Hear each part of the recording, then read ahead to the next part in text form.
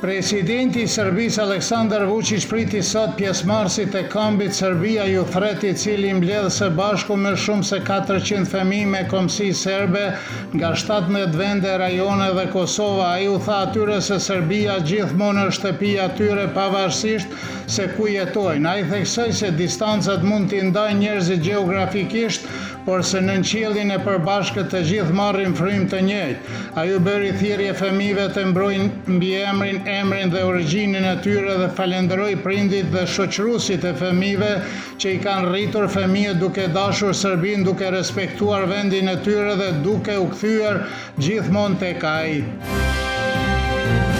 Kuvendi i Kosovës nuk lejoi përcjelljen e seancës konstituive disa mediave që raportojnë në gjuhën serbe, ndër të cilat është edhe Kosova Online dhe Radio Televizioni i Serbisë, edhe pse kërkesat për akreditim u dorëzuan në kohën e duhur dhe me dokumentacionin e plotë të kërkuar.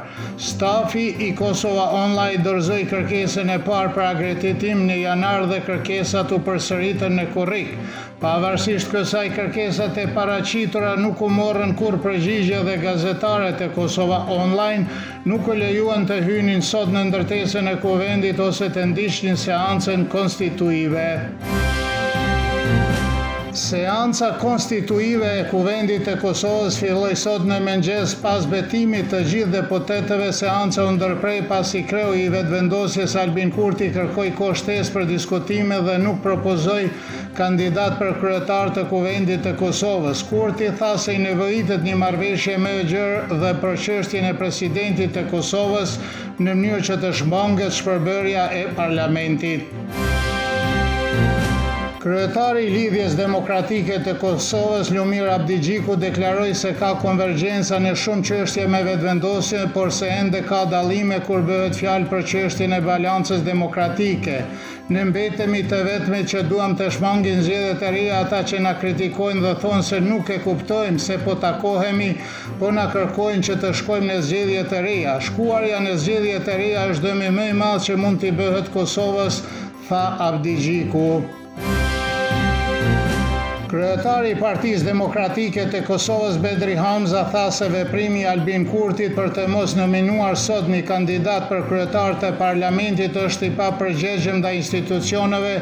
Ai tha gjithashtu se deri me tani askush nuk ka kërkuar mbështetjen e partisë së tij, duke theksuar se Partia Demokratike e Kosovës nuk ka zhvilluar diskutimin për ndarjen e funksioneve. Qëndrimi ynë është konsistent, ne shkuam në zgjedhje, kërkuam votën e qytetarëve me një program për ekonominë, drejtësinë dhe energjinë. Nëse nuk bijmë dakord për këto prioritete, është e kohë të flasim për temat e tjera, tha Hamza.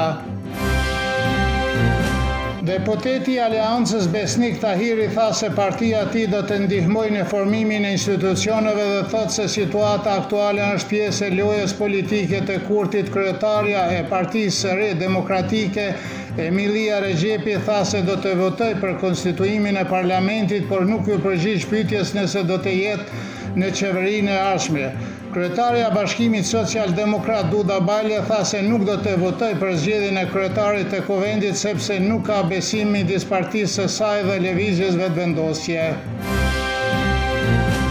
Analisti politik Artan Muhaxhiri tha se Albin Kurti mund të bëjë kompromis vetëm sa i përket pozicionit të presidentit, sepse është e qartë se ai ka votat të mjaftueshme për konstituar parlamentin dhe për të zgjidhur qeverinë. Do të ishte një lloj shantazhi politik për këto që pranojnë të jenë në qeveri, tha Muhaxhiri për Kosova Online.